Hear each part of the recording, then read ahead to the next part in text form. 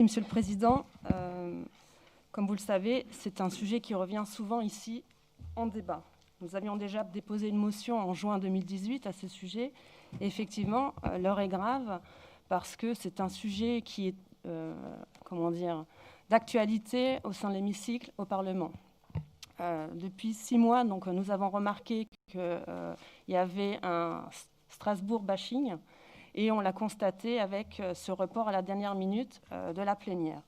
Hier soir, à 20h, nous avons reçu, comme vous le savez, Madame Sander, encore une note du bureau qui nous informe que, et il faut lire entre les lignes, que cette plénière de septembre a donc été annulée, mais certainement les futures du mois d'octobre et du mois de décembre et du mois de novembre.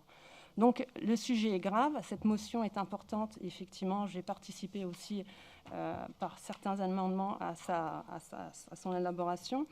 Et je regrette seulement qu'on soit pas un peu plus,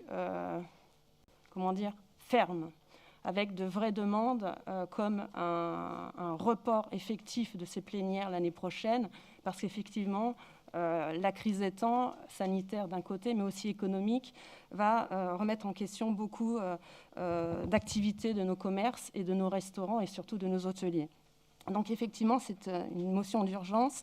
J'entends bien qu'il y a beaucoup de personnalités politiques qui sont sur ce dossier, qu'il est important effectivement que sur ce sujet, nous soyons tous ensemble, sans conflit partisan.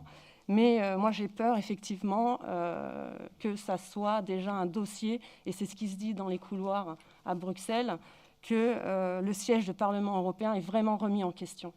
Et c'est bien cette motion, mais il va falloir aller au-delà. Donc j'ai vu que M. Macron a pris rendez-vous avec M. Sassoli, mais c'est vraiment la France qui doit se faire entendre au-delà de la région.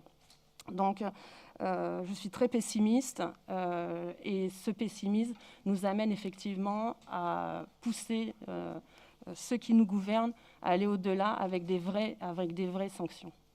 Et surtout une demande de l'application des traités. Je vous remercie. Merci, Madame Geron.